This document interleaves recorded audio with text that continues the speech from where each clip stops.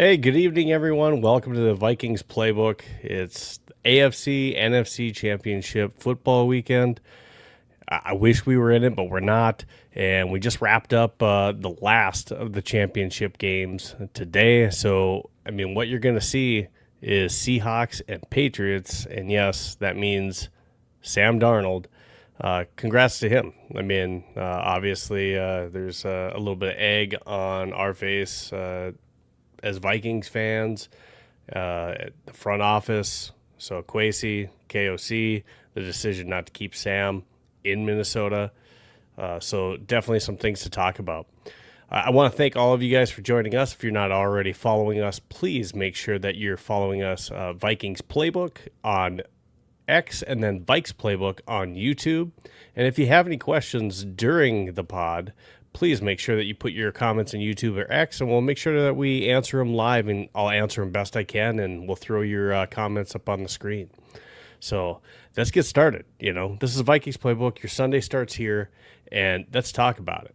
Now, today's game, the earlier one that we saw Patriots, and we saw the Denver Broncos. That was really a defensive matchup that really kind of turned ugly weather-wise late in that game, but 10-7. There's 4 different missed field goals in that game. Definitely, two really good defenses, especially the Broncos, even without Bo Nix. You saw Jarrett Stidham come in. Now, he only threw for 133 yards, 1 touchdown and an interception. And then, we can't forget he also had that fumble in that game, too. That was big. But Drake May only threw for 86 yards in this game. Again, Denver has an outstanding defense. So it was pretty heavy on the defensive matchup. So if you like defense, that was definitely a game that you wanted to watch. So that was pretty exciting. Now, the other one for you to watch was obviously Seahawks and Rams that a lot of us cared about because we have Sam Darnold that was playing in that game.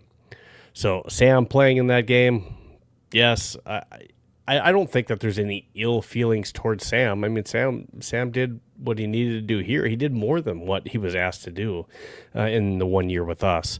So I don't think there's hard feelings from Sam's part either. And he's mentioned that back when the Vikings played the Seahawks earlier on. So congratulations to Sam. A good game, too. It ended up after halftime, it turned into a shootout for sure. So that second game, Seahawks pull it out at the end as LA was trying to drive 31-27. Sam has 346 yards. He gets, again, the Rams, who have been really tough on Sam Darnold, he gets 3 touchdowns to go with the 346 yards. Jackson Smith-Njigba has 153 yards off 10 catches and a touchdown. Just an outstanding game. And you look at the other side, it's not like LA wasn't putting it up either. So it was defense on both sides for the first half. Matt Stafford came alive as well in the second half, 374 yards, 3 touchdowns. Puka Nacua was amazing for 165 yards off 9 receptions and a touchdown. Devontae had 89 yards and a touchdown. Definitely 2 different games from what we saw in the AFC and the NFC. But definitely an exciting matchup that we've seen in the third matchup now between the Seahawks and the Rams during the season. So pretty exciting stuff. So it'll be the Seahawks and the Rams. We'll get some comments here because I want to welcome on to the stage our guest that we're going to have on. And again, Skol Geek, Josh, he's going to be joining me. I've had him on the podcast before, and I want to get different takes every week. So I'm always trying to bring on different voices and mixing it up. That way we get different opinions for you guys, the viewers. So again, if you have questions for either myself or Josh, please make sure that you bring them up. As well, make sure you follow Josh on social media at Skol Geek on X. So I'm going to go ahead and welcome Josh onto the stage. Josh, let me just bring you on here and how are we doing, Josh? Were you able to catch the 2 playoff games this weekend? Oh my gosh, yes. Sorry, I'm a little bit late. Yeah, it worked out great. Worked out great. Yeah, I was just catching the end of the Seattle game. Mm-hmm. Man, Sam Darnold just looked fantastic, didn't he? He did, and I think coming into that game, just because of a couple of matchups against the Rams, like what we saw with the Yep. Vikings in his first game against the Rams in the Seahawks uniform, where it was almost like seeing a repeat of that playoff game against the Rams last year in a Vikings uniform. But these last two times he's came out, last time it wasn't a performance like we saw today, but he's been able to get the better of the Rams. Congrats to him. I mean, he played a good game. I mean, ultimately it was the Vikings' decision to not bring Sam back. So, I mean, you can't hold that against Sam. Yeah. So, Definitely rooting for him to go in there and get a win. So he's the kind of guy I can root for, I guess. Definitely. I feel like most of America is going to be rooting for the Rams and Sam Darnold. New England, they're a new team. They're kind of in my opinion, they should be the underdog. But the Patriots have won the big game so many times that people, I'm sure, want to see Sam Darnold in this underdog story play out. Well, I mean, before you joined and, you saw the poster, we have some different topics that we're going to talk about today. We want to talk about, the first thing we're going to talk about is these Joe Burrow rumors. Oh, yeah. And then, we need to talk about the Flores contract that got secured and the head coaching update on that front. Mike Pettine making some news, and then we want to talk about just Jordan Addison update, and then maybe some realistic offseason moves, and that kind of leads me into this first one when I say realistic. So right. I'm not saying that Joe Burrow couldn't ever happen, but let's just go ahead and get into that first one. I do have one comment that's in here about the Seattle game. Let's go ahead and throw that up. Randy Lewis and on YouTube. Thanks for joining us. Appreciate it, Randy. He says Darnold putting Seattle on his back and winning this game should be an automatic Kwesi getting his butt canned. I feel like a lot of people feel like that. Yeah, I can't disagree with that comment. I mean, as far as making the wrong decision, we saw that play out this year. They probably should have done whatever they needed to do to get him back, and that just didn't happen. Yep. So, it kind of is what it is. I hear my son out here, so just 1 second. Let me just lock this door just so he's not coming in here. Yeah. I mean, I feel like for the most part, I'll say that pretty much everybody was feeling the same thing. No matter where you stand right now. At the time, a lot of people were saying the same thing, that whatever Kwesi did is what people wanted him to do. They wanted to go to JJ. They didn't know what JJ was going to do, but we all kind of wanted to see what JJ was going to be able to bring to the table. And so, I mean, we can all go back and, play Monday morning quarterback. But at this point in my mind, I look back and I saw a bunch of people saying that they wanted to get rid of Sam Darnold as well. Especially when you put $33 million on the table. I mean, Sam Darnold looks awesome now, but that's only because that he did so well. Yeah, I mean, Randy brings up the good point. I mean, it's not just Sam Darnold in that decision. There's been many more things that brought up on Kwesi as far as his draft picks. Oh, definitely. And then even he's done a good job on this last offseason of bringing in the free agents, but did all those free agents pan out? So that's also something you have to answer for a little bit too, as far as bringing in individuals like a Ryan Kelly that we knew already had injury issues coming into it. Right. And, so was that a good move? We can say the same thing for, and I'm only going to say this if they're not on the team, but the Jonathan Allen, the Hargrave contracts, were those good deals to bring in as well too. And, this is something I'm writing an article on this as well too. And this is probably a good time to make sure that I'm plugging this. But I also write for purpleptsd.com. Make sure that you check that stuff out. I'll be writing an article on this as well. But, how hot is the hot seat? Obviously, I think it's hotter for Kwesi than it is KOC, but definitely this upcoming season, if we have another repeat season, especially inefficiencies at quarterback. I think both of these individuals are absolutely on really hot seats. We saw it this year, and we'll talk more about it, but 10 different head coaches, to include, Mike Tomlin, who kind of fired himself, but I think we saw that was where it was trending. We saw John Harbaugh and then Sean McDermott. So, I mean, we saw coaches that had been successful in the playoffs and win Super Bowls get canned for even getting into the playoffs and got fired. And KOC has yet to get his first win. So, I mean, absolutely a really hot seat this year. Yep. And we'll talk more about that coming into it. But here's a good plug for PTSD, purpleptsd.com. So go ahead, check it out.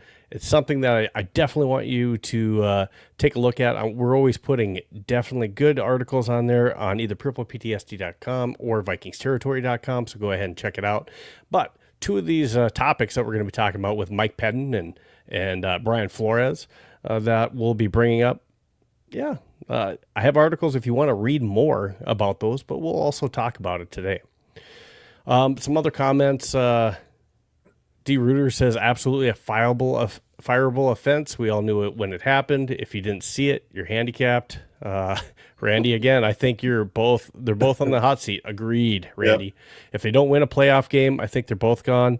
For sure, if they're not in the playoffs, I think there is a real possibility they're both gone. The winning part, yeah, I mean, that's still definitely a question. That they might both be gone, even if they don't win, because we saw that. Now, I don't think that's a popular thing to do in the case of like a Sean McDermott. I don't think he should have been fired. Right. The Mike Tomlin case. McDermott and also Mike Tomlin kind of remind me of the firing back in the day. I think it was Marvin Lewis with Cincinnati, where he made the playoffs continuously, had 10-win seasons over and over and over. And they just couldn't take the 10-win season anymore, where you can't really get over that hump to get to a Super Bowl. So I understand it, but at the same time, I personally would not have fired either. And here's my question, on that topic alone.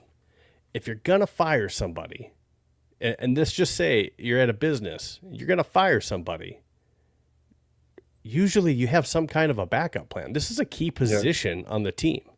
So let's take Buffalo's case. Buffalo's at the end of the cycle. All these other teams have already started. There's 9 other teams that already started interviewing head coaches.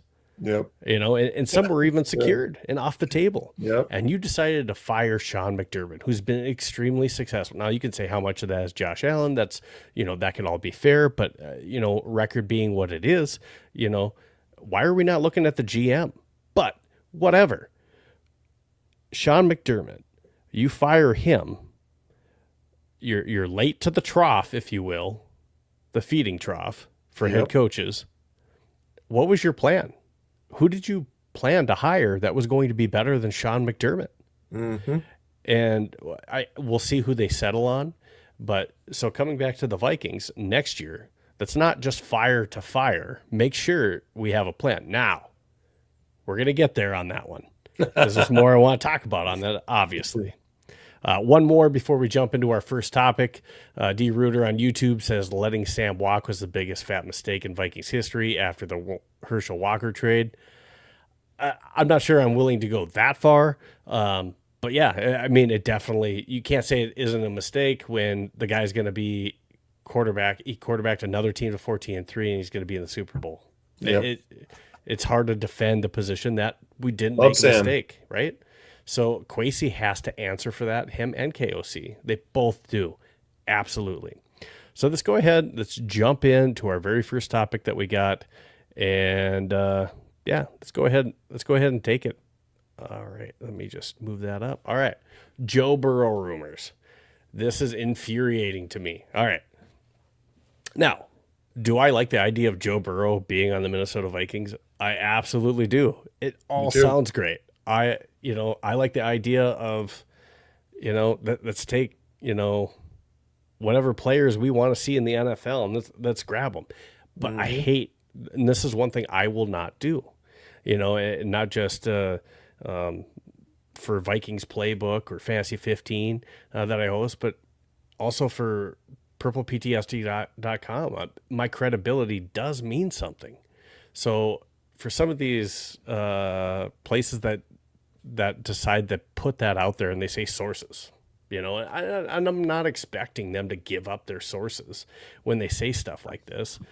But at the same time, if you're going to go ahead and throw that kind of stuff out there, you kind of got to have something to back it up. And this all started with Grant Cohn. And Grant Cohn, who covers the 49ers for Honest, he threw this. It wasn't even the topic. The topic was talking about that basically the 49ers couldn't get Justin Jefferson, so they might be interested in Jordan Addison. And then at the tail end of that, he decided to throw it in there that the Vikings were called the Bengals and they were offering to get Joe Burrow. Right. And again, this is a guy that covers the 49ers. Now, I'm not saying, if Kwesi's not calling around on every quarterback in the league, he should be fired just for that. Yep.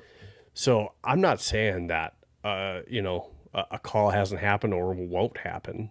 But let's look at this realistically as well, too. If there was some steam here and they made the call on that kind of thing, our beat writers and major media, we're talking about Joe Burrow. Yep. Okay. They might have some information on that before. Absolutely. Grant Cohn for the 49ers. 49ers. Apparently he has a better source than individuals that are absolutely plugged into the team. That's all I'm saying, guys. And again, would love for those rumors to be true, and especially for some of the things that they're talking about, 3 first-round picks, maybe a defensive player, this is, or in a second or something like that. That could be doable for Joe Burrow. That, how many draft picks are we going to waste and not get a Joe Burrow type quarterback? So for JJ McCarthy, I think if it was 3 firsts and a defensive player, that's probably something that we would be willing to do. That's something that I wasn't quite sure on, because from what Walter Football said, they said multiple firsts. They didn't say 2 firsts or 4 firsts or 3. They said multiple firsts, right? Mm-hmm. Yep. And then they said a defensive player in JJ McCarthy. What does multiple firsts mean? Does it mean 3?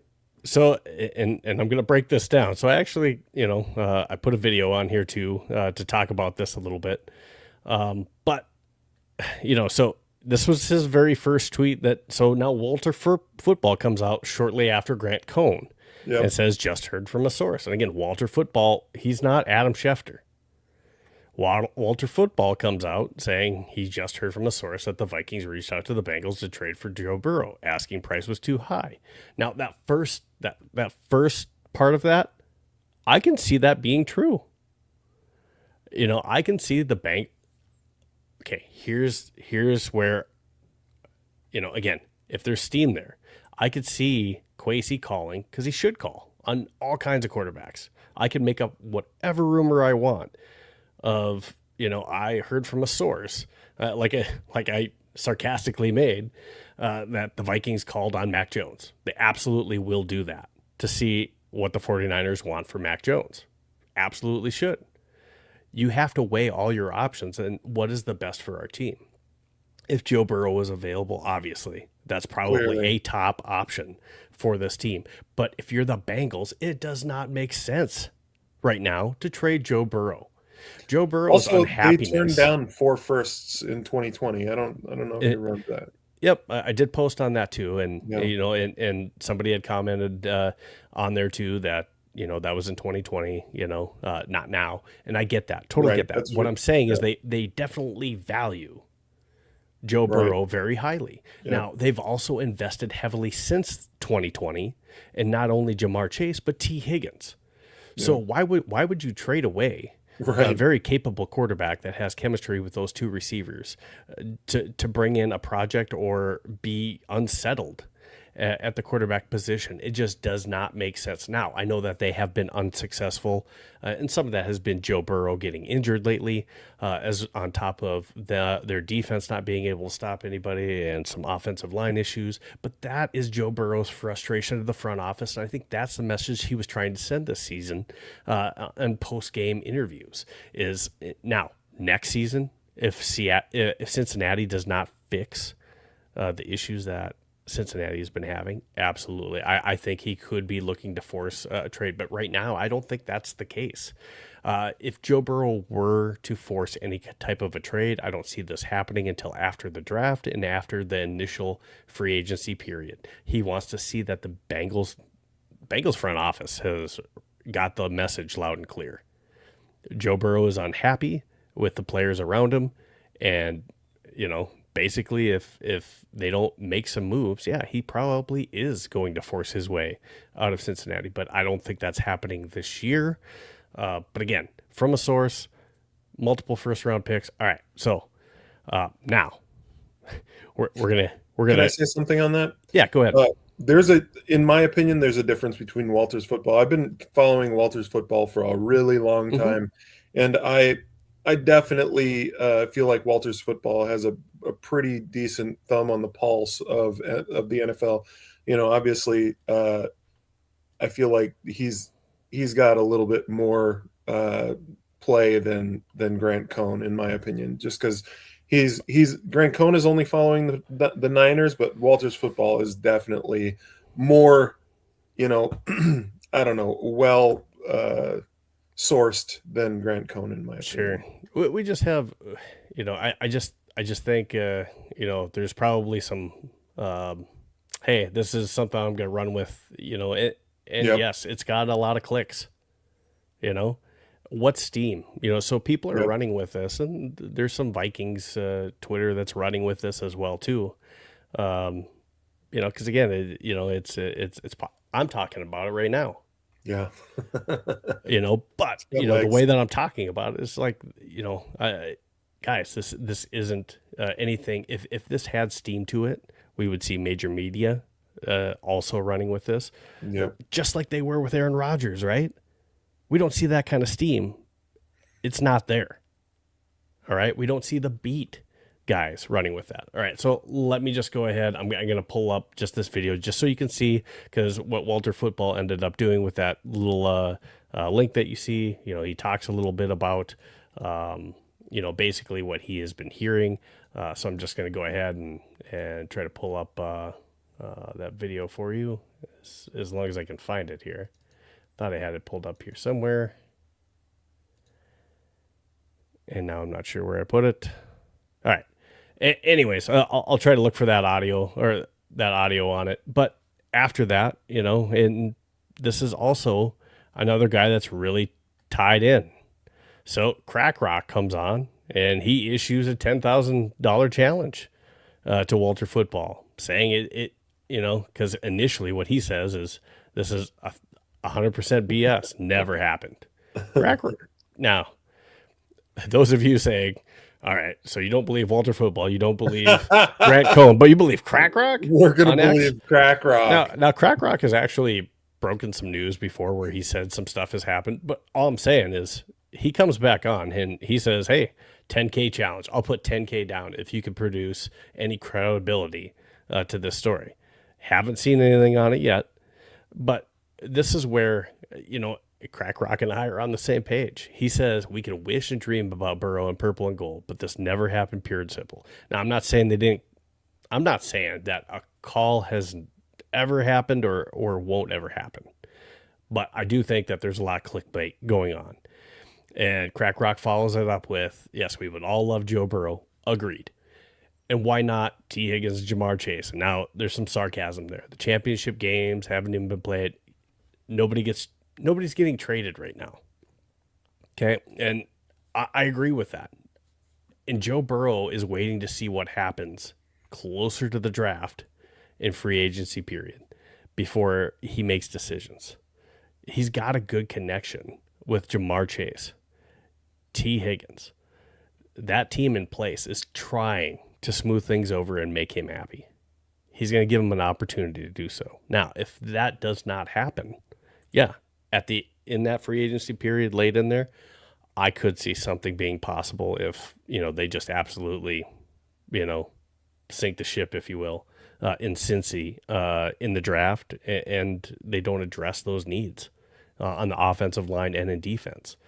They have some high picks this year, so there's definitely some players that are going to be in play. They have some good draft picks this year, so we'll see what happens. That's all I'm saying is just don't get your hopes too far up, because there's no incentive right now for Joe Burrow in Cincy to move yet.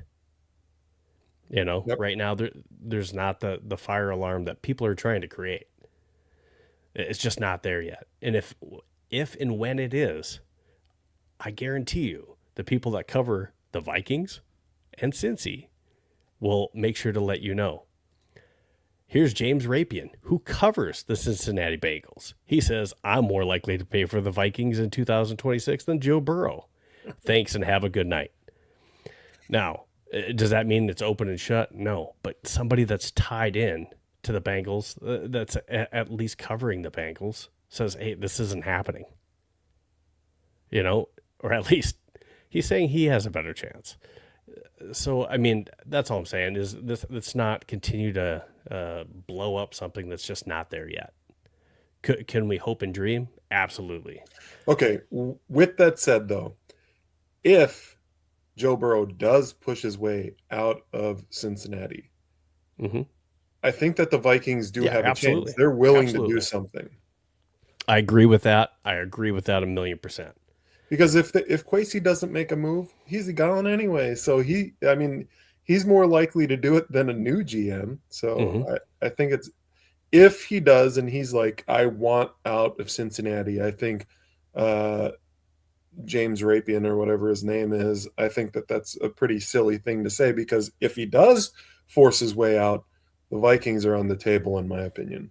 Yeah, I think just what he's saying there is right now there's no steam for that in Cincy. To where that's not even on the table for Cincinnati or for Joe Burrow. And I think that is true for now. Right. But he said all of 2026. He's like, I'd rather.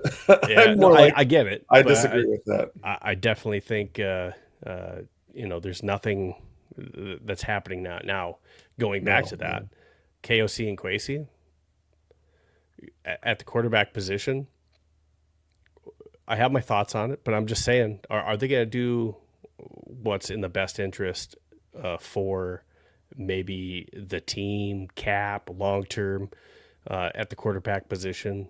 Or are they doing something to save their job? Because like I said, if we have another season like last year, both of their jobs are probably on the line, I think. Yeah, and you said that as well. Yeah. So if that's the case, they're going to have to make a decision. Can we roll with J.J. McCarthy, or do we have to bring in somebody not just to compete? Do we have to bring in somebody that's going to start? So, and I'm with you. I think J.J., he's shown some growth, and I'd like to see that. But I think they're definitely needing to bring in somebody to probably push J.J. McCarthy that's also able to start. And I think there's some different options that we can talk about as we get a little bit later into that. Again, guys, if you have comments that you want to bring up, especially on this issue, make sure you throw them on X and YouTube. Josh and I will make sure that we answer them the best that we possibly can. And let's go ahead and jump on into the next topic. All right, Brian Flores. So the extension update, that was huge. There was two main teams that we saw Brian Flores that he was interviewing for. And, I had also thought the Raiders would be one, but the two main ones that he interviewed for were the Ravens, which got filled by Minter. And then just recently, Mike McCarthy ends up getting selected by the Steelers. So that kind of cements it for us. But before even the Steelers' job was done, and we're going to get to an interesting timeline here in a little bit, but we end up announcing the Brian Flores extension, which makes him the highest paid defensive coordinator in the league, which, a lot of us were saying that's what needs to happen. So props to the Wilfs. Yep. Props to, even props to Kwesi. in this case, for making sure that the negotiation happened and we made sure that we got the deal done. He did do an interview for a lateral position defensive coordinator with the Washington Commanders. Again, was that to drive up the price? We'll talk about a little bit more on that too. But this is huge because now it looks like, I mean, percentage-wise, very strongly, it looks like it's pretty much a done deal that he is going to be back in Minnesota as our defensive coordinator, which is obviously huge on our defense, which, does that have something to do in changing the mind? Does Harrison Smith want to come back now that Brian Flores is here again? That's a conversation talker. Was that due for free agents that maybe want to, come to Minnesota knowing that they could play in a Brian Flores type defense, whether you're trying to rebuild your career or continue your career. They see what he has done in the style of defense that he has. So your thoughts on the Brian Flores extension and, just where we are with head coaches. I think it's a pretty done deal that he's going to be back. Yeah, absolutely. I'm excited that Brian Flores is back. At the very beginning, I was saying that we need to, back up the Brinks truck. We gotta give him as much money as he possibly can to keep him here. And in my opinion, they needed to pay him head coach money. And I don't know how much Brian Flores actually wants to be a head coach, honestly. Let's say you have the option to make as much money at defensive coordinator as head coach, and you're in Brian Flores' situation where he had a tough time down in Miami. He was second guessed by his quarterback. He was kind of pushed by his owners to possibly do some nefarious things to get a higher draft pick. It's just a lot of extra drama that you don't really have to do if you're just a defensive coordinator. You don't have all of those, press conferences that you constantly have to do all week long. You don't have the same scrutiny on you as a defensive coordinator. So he can do the job that he loves, make the exact same type of money that a head coach would have, even more money than a few head coaches like Todd Bowles down in Tampa Bay. I think Cohen in Jacksonville makes $3 million, so less than Brian Flores. The coach for the Titans makes less than Brian Flores. Well, this is reported. So if you're Brian Flores, you make $8-9 million. You got to be kind of happy with this situation. And I do think that those Washington and lateral defensive coordinator moves were just not, I wouldn't say drive up the price, but it's smart gameplay on Brian Flores' part. So I'm excited to have him back. Absolutely. So what we don't know the exact contract details yet. So we don't know the number, the length of year and bonuses, all that good stuff. But what we do know is, and what's been put out there, that they've made him the highest paid defensive coordinator in the league. Yeah. That should happen. And so congrats on doing that. Now, the other thing on that is, obviously there's still some head coaching opportunities and vacancies that are still open. So it's a conditional clause that if he doesn't get one of those jobs, basically he's with the Vikings. So we still have to wait out this period. The Bills job is out there too. So that could be an attractive thing, but we haven't seen anything yet as far as them trying to reach out to Brian Flores. So, it's not a slam dunk, but it looks pretty good for us right now. Now, again, this is great for us. It's great for us for how long, we'll see. Now, going back to the KOC and Kwesi thing, if KOC and Kwesi are in the hot seat, we have another bad year. I do think at the top of the list is now Brian Flores to be our next head coach if we have another down season, or just, what is deemed by ownership to not be a successful season, because we saw John Harbaugh, Mike Tomlin fired himself, whatever. They probably let him do that instead of, firing him. And then at the same time, you got Sean McDermott. So, I mean, those guys have better resumes, much better resumes than KOC. So, absolutely. I think they're in the hot seat, and Brian Flores is maybe setting himself up for a head coaching position down the road. here. Absolutely. I think you're spot on. I feel like that's possibly something in the back of the minds of the Wilfs. You know, you bring them on, bring Brian Flores back for one more year, and then it just puts him right in that perfect position to be able to, you know, if there is another bad year, another down year, and JJ McCarthy doesn't pan out, then you can come in with somebody like a Brian Flores and seamlessly move forward in a little bit of a different direction. All right, before I move on to this next topic, D. Reuter he's steaming. He says there should only be one topic tonight. I want to hear you guys get pissed about Sam because this should be the Vikings in the Super Bowl. Yeah, I mean, I can't get pissed. I love Sam Darnold. It's in my opinion. I'm pissed at how it handled. I mean, obviously, you know, this kind of feels like a Minnesota Twins situation right now, to where, you know, we had a really good prospect and we let him walk, and they go to the Yankees, the Red Sox, and now it's David Ortiz. Yeah, that's true. Yeah, that kind of feels like a David Ortiz. Or Kevin Ortiz. Garnett or David Ortiz. Yeah, or you know, Kevin Garnett leaves and wins a championship. So, I mean, you're not wrong, D. Reuter. I mean, yeah, you can be pissed about that. I just think we can't be pissed at Sam. That's all I'm saying. I'm not pissed at Sam. We could definitely be upset. I'm pissed at Kwesi. On Kwesi. Us idiots. KOC. Us idiots at home don't know anything. We couldn't have known. But yeah, Kwesi, he should have definitely made a better choice than what we made. You know, he's got to be able to cut through the BS and see that Sam Darnold is an actual good quarterback and be able to bring him back at a discounted price, because $33 million for a franchise quarterback is a pretty dang good deal. So yeah, I think you're right. Yep. Yeah. We're going to be watching our quarterback from last year in the Super Bowl here coming up.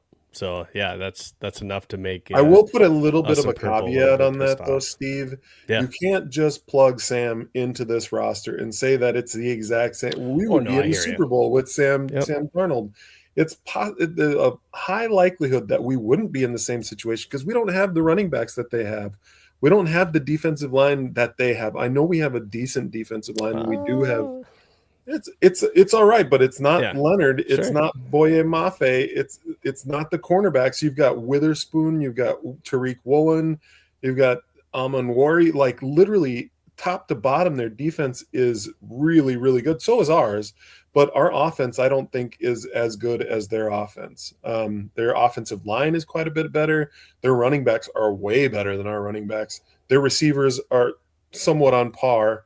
So I would just say, yeah, I don't think that it's just a slam dunk. Yeah. We put Sam Darnold on our roster. I agree. We're in the Super Bowl. I agree. So we got to think about that. I can agree with that. Yeah. And D. Reuter agrees. No one's pissed at Sam. Yep. Totally agree. Now, you might be pissed at me, D. Reuter, because I do have more topics than just that. So, unfortunately, I do have another topic that I'm going to move on to. Mike Pettine. Oh, this is a good topic. So this is very interesting. I thought, anyways. Now, if you confusing. Did he think that he was going to get a bunch of Vikings fans on his side by saying this? Such a ridiculous statement, in my opinion. I don't know how you feel, but I was like, oh my gosh, dude. And by the way, we can come back to the Walter football thing. I did find the video on that, but here's Mike Pettine. I wanted Brian Flores to be the next coach of the Browns, but obviously either he's not interested or they're not interested. I don't know. I know he has that reputation. You worked with him. You know, he was tough on the players in Miami, and I think he's been vindicated. What's your thoughts on Coach Flores?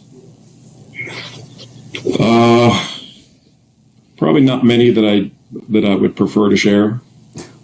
I mean, we didn't see eye to eye on a lot of things, and that's why I spent this past year on offense. I was there 24 and 25, or 23 and 24 on defense. So, you know, I'll take the high road on that one. Absolutely ridiculous. You were on the defense in 23 and 24 when we sucked. And now you're on offense in 24 and 25 when we sucked on offense. Like, what is your point? I don't understand what he's even trying to get across. So now this is crazy audio. And the reason for that is he's still, when he's doing this on the Ultimate Cleveland Sports Show, he's still on contract for the Vikings.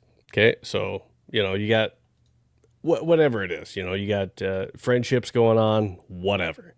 But and I wrote about this, so if you want to read more on this, Mike Pettine's comments raised new questions about Brian Flores. You can read at that on purpleptsd.com, and I'm about to post this on my my personal as well. You can check out Purple PTSD on X, but I'll post a link on there.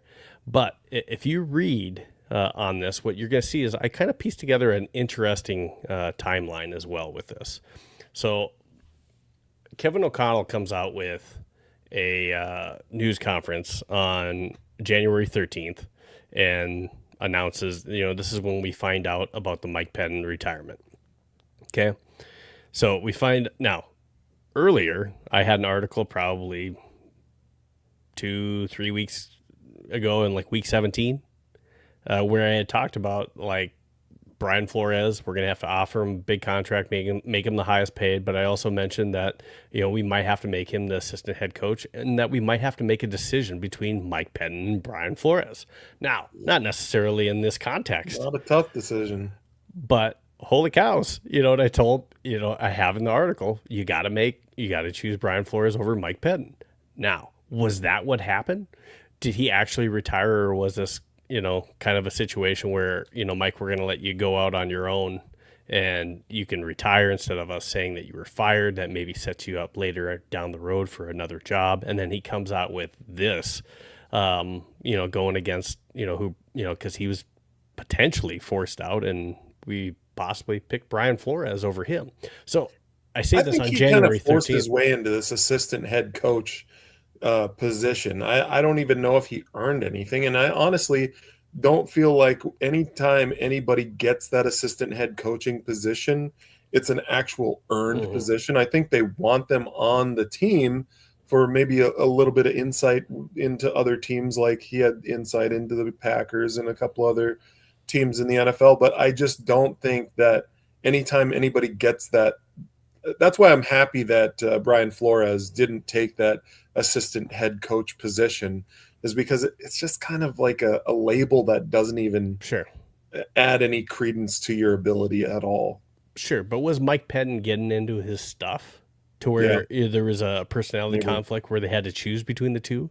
And it definitely kind of sounds like it from what we just heard, because he's the assistant head coach, right?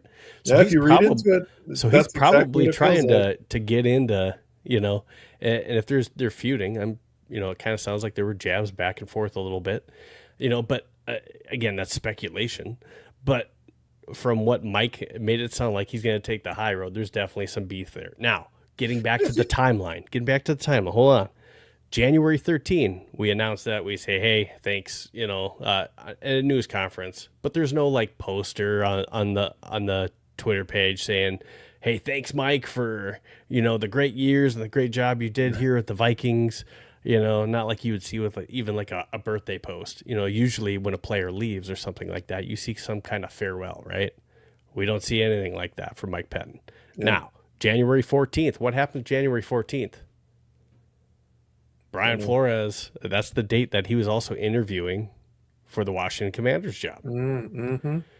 So he already had that lined up, right?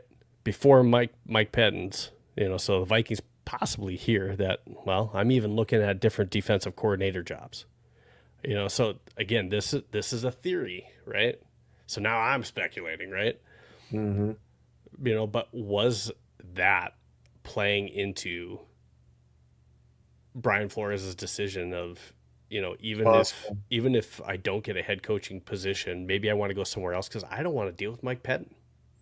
That could have been what was on the table, and Vikings ownership, Kwesi and the Wilfs had to take a look at this and say, hey, we got to pick one.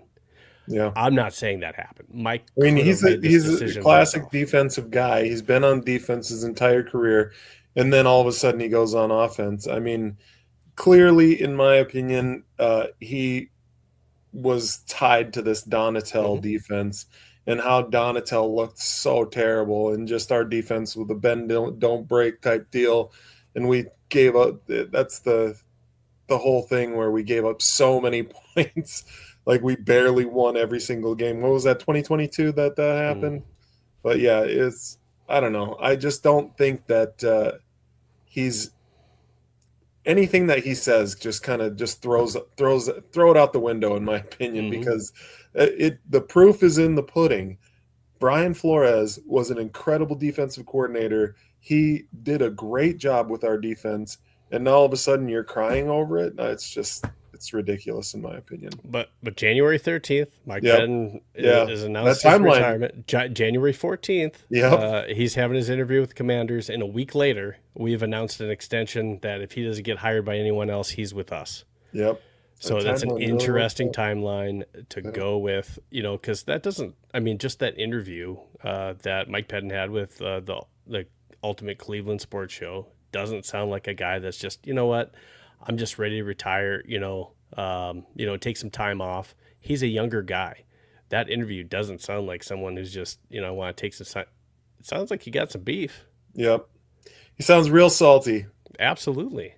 So, the Vikings could have been doing him a solid in the mom and dad situation by saying, hey, we'll let you go out on your own terms. So, it sets you up somewhere else. But we got to go with Brian, if we don't make this move, and they probably didn't say that, but, internally, maybe it's like, hey, we got to, do what we need to do to make sure Brian wants to come back here. Yeah. And that means, we got to axe you. Yep. So that's just my theory on it. I think you're right. From that interview. So that's the vibes I get. All right, let's go ahead and move on to this next topic. This is something that, we should probably talk about, so we have an update on the Jordan Addison case. And this should be, something that, we talk about. Of course, he was arrested in Florida, so he's at the Seminole Hard Rock Hotel and Casino, and he gets charged with a misdemeanor trespassing offense. He was asked to leave. He didn't comply. So he was booked, posted a bond, and got released the same day, right? So, all social media news is, man, look at this guy. He can't. Now the latest legal outcome. You know what though? I think law enforcement down in Florida is a lot more strict than law enforcement in Minnesota. Like they could have easily gone in there and been like, leave, and he's like, well, what? Just asked a question, and they could have responded with an arrest. And so, yes, it's true that he got arrested, but it is also true that he was. Those charges didn't stick. So, yeah, I think this.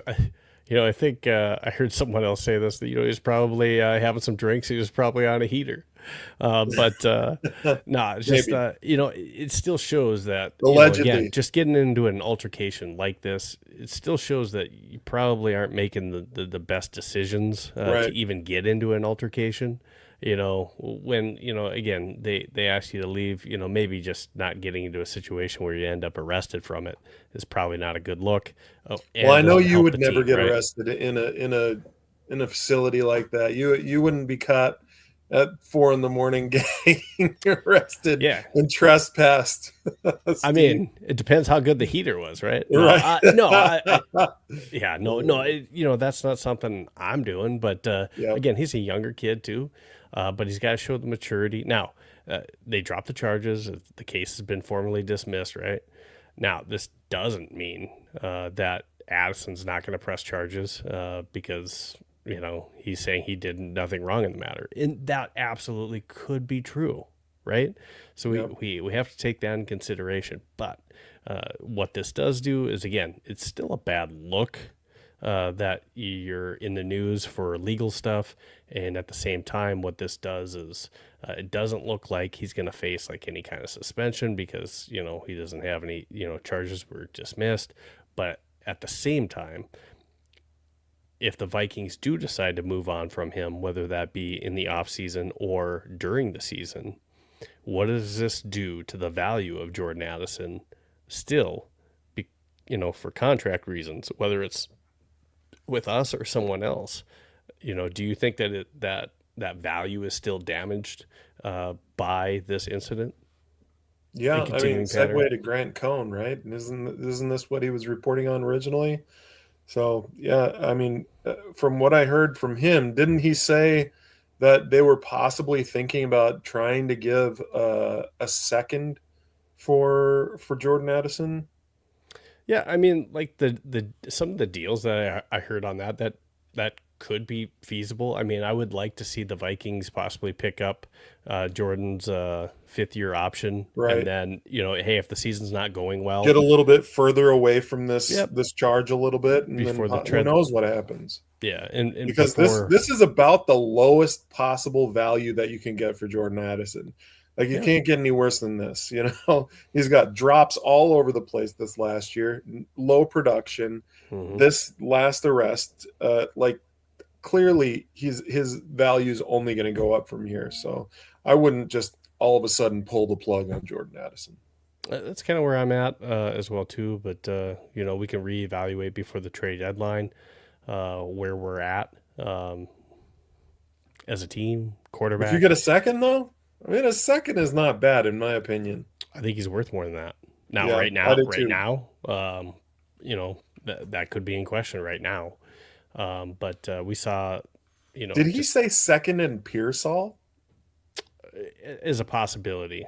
Those were just some things that were thrown out. So I don't know if I'm like super high on Pearsall, but a second Pearsall could be something to move as a needle. So again, that is something that could happen. A deal like that, because we could be in a situation. Jalen Naylor is going to be a free agent.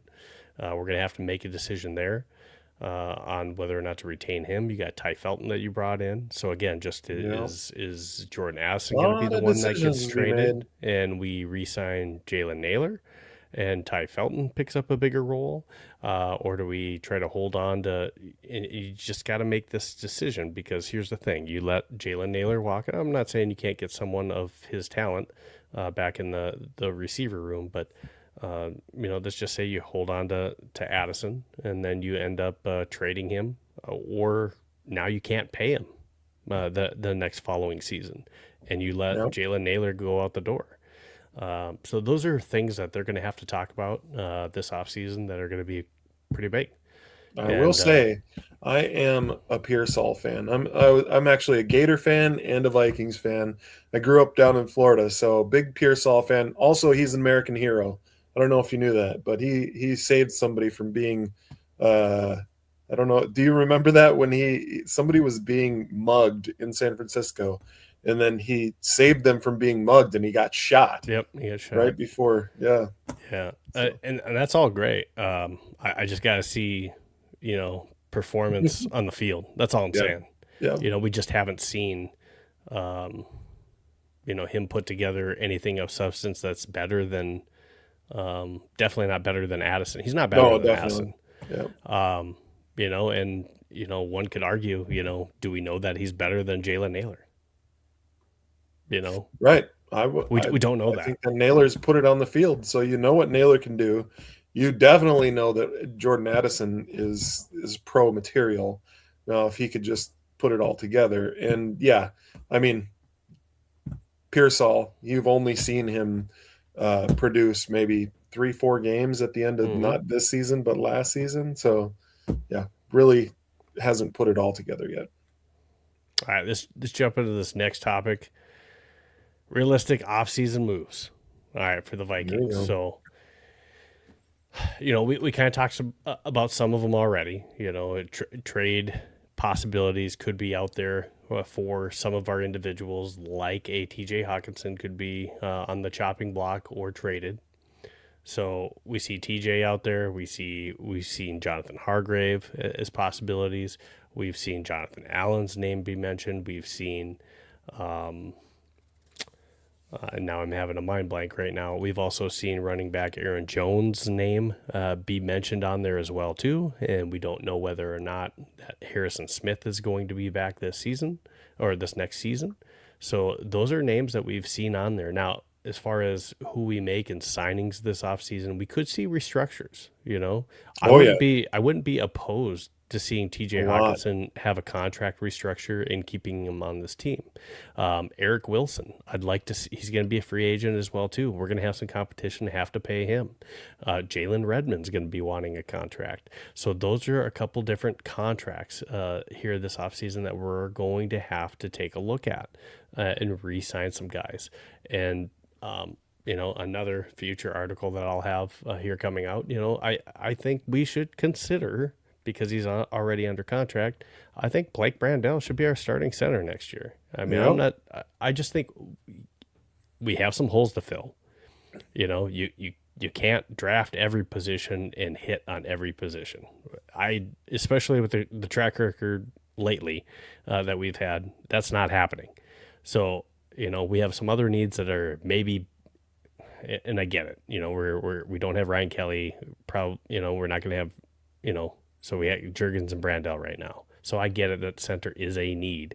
I'm just saying, from what I've seen, I think Brandel can start and be our starting center next year. And that saves you, a pick and or cap space if you're having to go out and get somebody in free agency when we maybe already have the solution on the roster. And that's just who I see right now on the team. Now, as far as like holes and people that we need to fill through the draft, and that'll be the interesting thing. We'll start getting into, what we want to see in the draft and doing some different draft speculation. But, we got some holes that we're going to take a look at. Running back could be one. Tight end is another one. Do we take a look at center? It's something to consider down the road. It's if we can continue. I don't think it's this year, but maybe we take a flyer on a tackle. Hopefully Darrisaw's injury is not going to be a continuing thing that ends up being a lingering thing into next season like it was this year. But then, are we, is Allen and Hargrave going to be on this team? We might have to bring in somebody on the inside defensive line. And then if we can't retain Eric Wilson, do we have to take a look at linebacker? Because our 6th-round pick, Kobe King, didn't pan out. And then, we might be losing Harrison Smith. And then was Jay Ward good enough? I mean, he kind of took that Theo Jackson job. But, do we have 2 safety positions we have to try to upgrade in the offseason?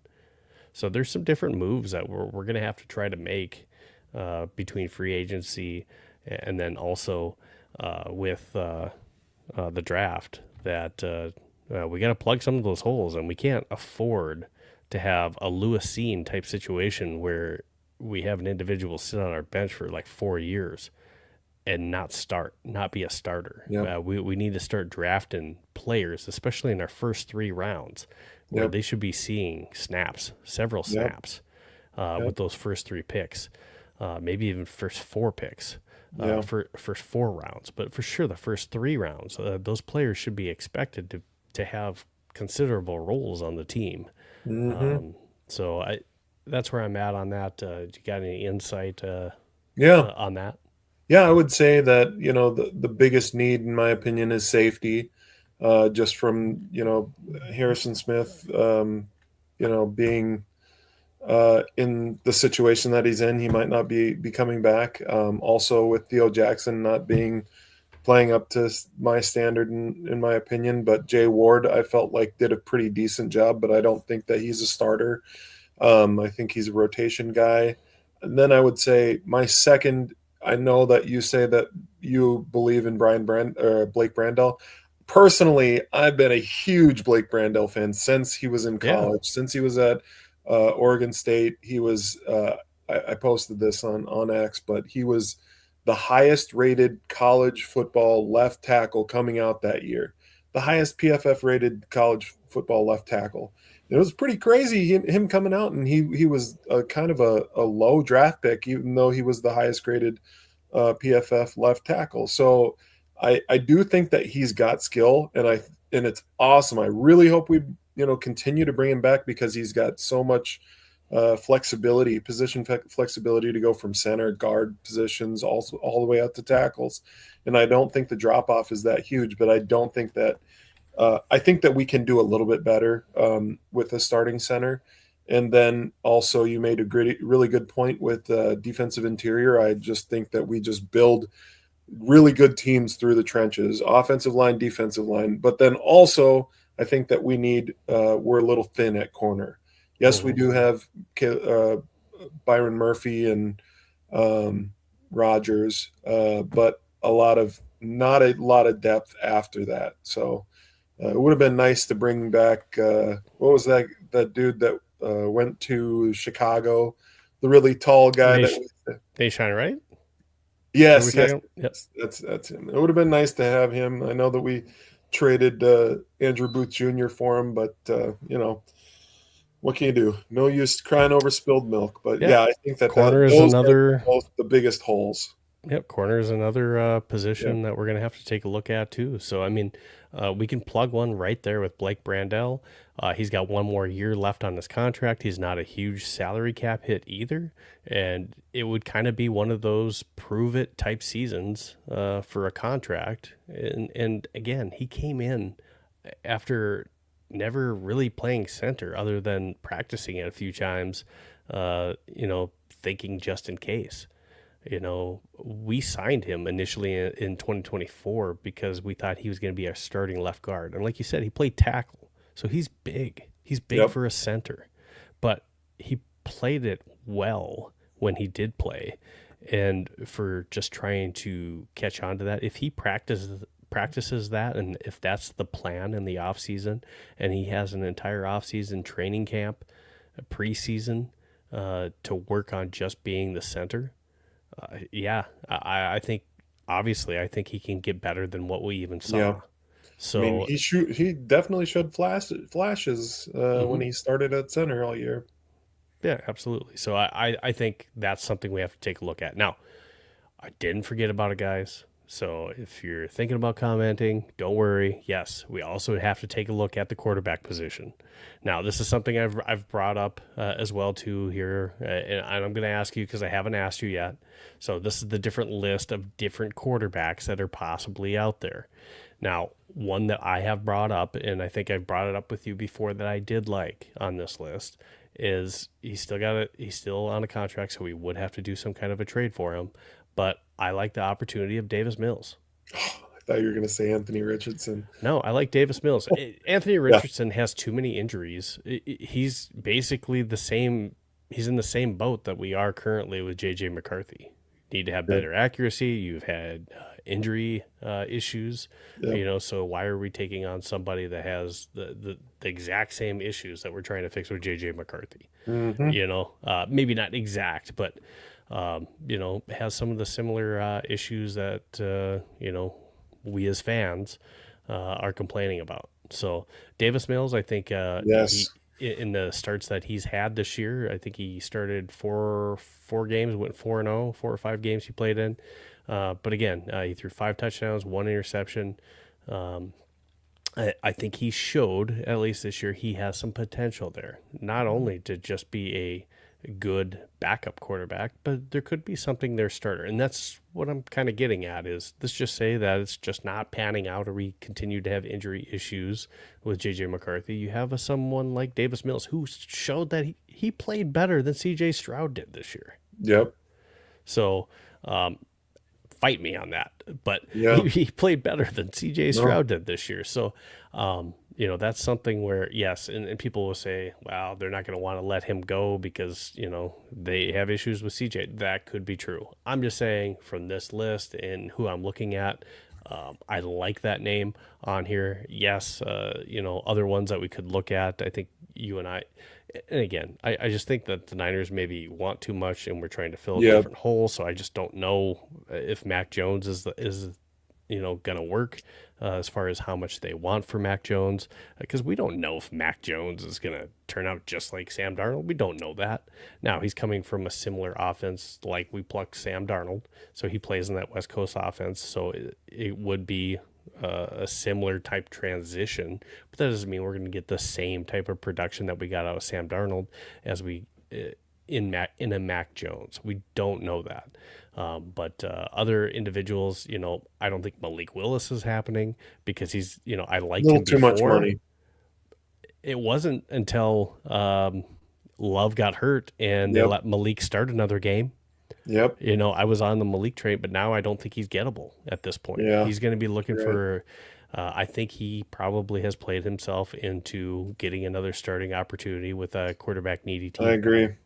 So we'll see how it all plays Zach out. Wilson? I'm seeing some. Yeah. Again, I would like to see us. I don't think it would be terrible to bring him in, but then if that's the case, I want to see someone else come in on top of that. You know, I wouldn't be opposed to bringing in a Jimmy G in a Zach Wilson type scenario to where we have somebody that can also mentor. And if for some reason JJ goes down, we can throw Jimmy in and he can play or he can mentor. And then, hey, we have the Zach Wilson project that, maybe, it's not an outrageous thing to think that, the Jets are just a terrible organization. So we saw that with Sam, right? Yep. So I wouldn't be opposed to that, but only bringing in Zach Wilson, I don't think that's the answer. I think that there would have to be a 3-quarterback type solution because we just don't know what Zach looks like either. Yep. So I think I'd be open to Zach Wilson, but again, same deal. You need a proven vet that actually can do the job. Mm-hmm. You can't just bring in some broken guy and put him in to push JJ McCarthy. You need somebody actually good. So Davis Mills makes a whole lot of sense in my opinion. It does. Just how much do they want for him? He goes in and wins those games, looks better than a CJ. They could want a similar type offer that the Niners want for Mac Jones. So we'll have to see how things play out. But we talked about it earlier. KOC and Kwesi, 2026, they could be playing for their jobs, coach and GM and for their jobs. So this guy's going to save them right here. JJ. So does JJ take the big continued jump? At least the trajectory started to go up, but does he take the big jump next year? Or do we make a big splash and, rumors end up, happening and Joe Burrow decides to force his way out of Cincinnati? I would be so happy. I'd be shocked at the same time. Just percentage, if you're doing a poly market type thing and you had to look at the percentage, it's got to be low. Yeah.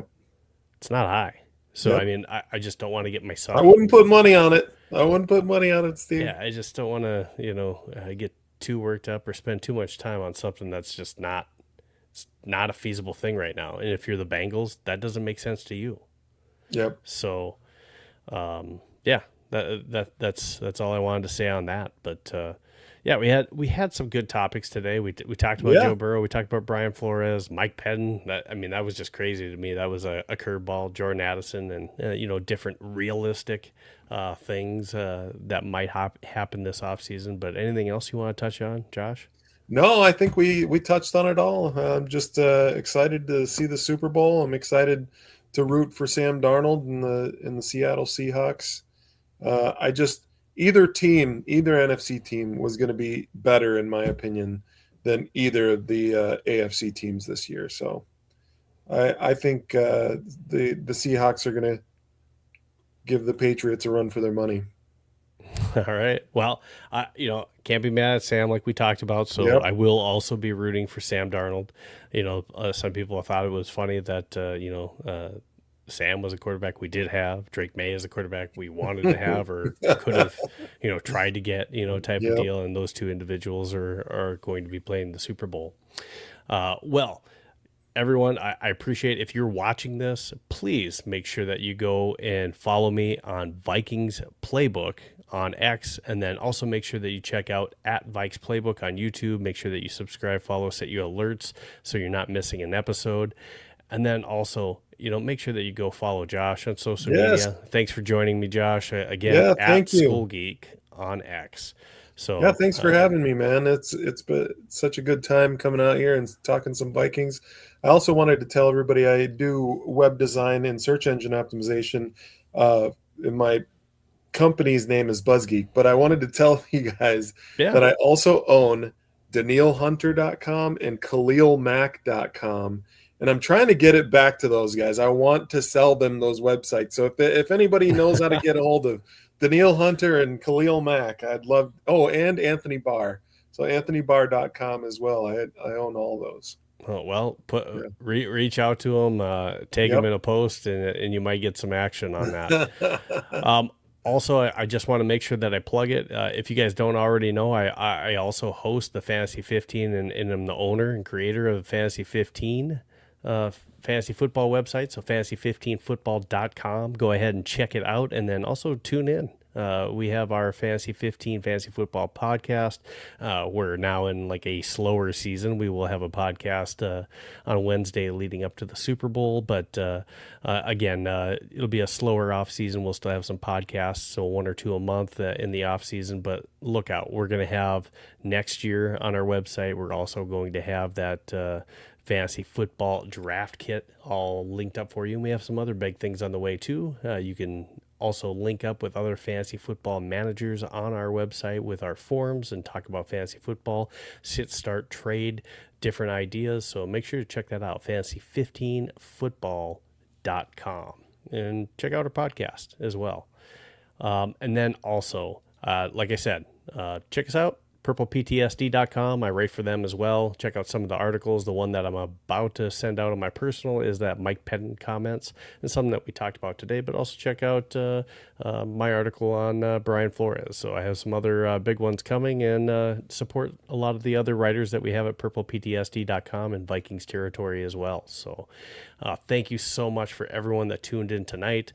Next week, I should have Rhino on. So Rhino from the Uncensored Vikings podcast, he's going to be joining me next week. So make sure that you're tuning in. It'll be Saturday at 9 p.m. CST. So go ahead and join us there for your next Vikings playbook. So for Josh, the Skol Geek, again, thank you again for joining us tonight. We'll do this again. We definitely will. And for everyone else, have a great night, and hopefully you enjoyed a good weekend of football. For Vikings Playbook, this is all I have. Skol Vikings, and have a great night. Skol, guys.